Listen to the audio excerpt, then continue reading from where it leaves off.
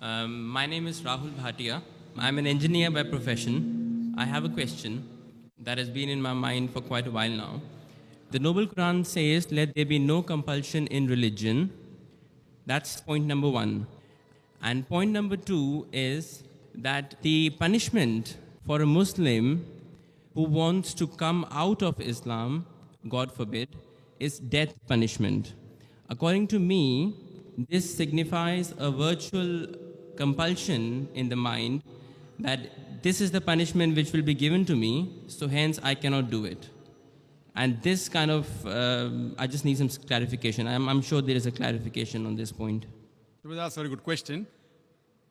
He hasn't given the reference. First, he quoted the verse of the Quran from Surah Baqarah, chapter number 2, verse number 256, which says, La ikraha fid deen, there is no compulsion in religion. And that is part of the deen, that you cannot force anyone, you cannot compel anyone with the point of the sword or the point of the gun. His next question is that if any Muslim leaves his religion and becomes a non-Muslim, becomes an apostate, then the penalty is death. So isn't this a sort of compulsion?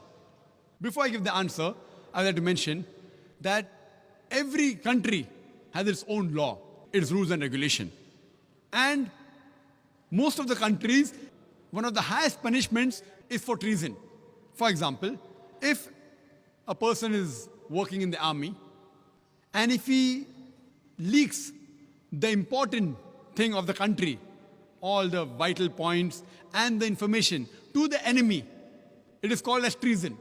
Most of the countries, if anyone does treason, sells the important blueprints and documents of the country to the enemy, many of the countries, it is death penalty, many of the countries have life imprisonment. So now if I tell that what kind of a country is this, in where I'm compelled by the country not to do certain things, what is wrong is wrong. So here also, if a Muslim becomes a non-Muslim, it's only in the Islamic state of law if that Muslim who becomes a murtad and then propagates his new faith and deceives the people, that's the time this penalty is put. For example, if in a school, if I appoint a teacher, mathematics teacher, she is teaching 2 plus 2 is equal to 4, then tomorrow she teaches 2 plus 2 is equal to 5. So, but naturally I won't keep her in my school. The same way, the punishment for such a murtad in Islamic state, it is death. This will not be called as compulsion. It will be a person who has strayed away from the truth to the falsehood. But as far as making anyone accept Islam, no Muslim can force any non-Muslim to accept Islam at the point of the sword or at the point of the gun.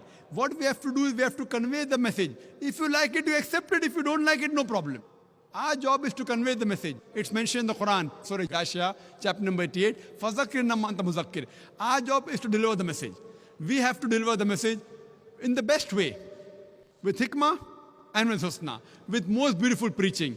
Whether the other human being, non-Muslims, accept or not, it is not under our control. We cannot force anyone to accept Islam at the point of the sword, the point of the gun. But that what you're talking is a different case in a state of Islamic law. Like as I gave you an example where a person working in an army, if he sells the secrets of the country, then the penalty is somewhat similar. Hope that answers the question, brother. Right, okay, yeah.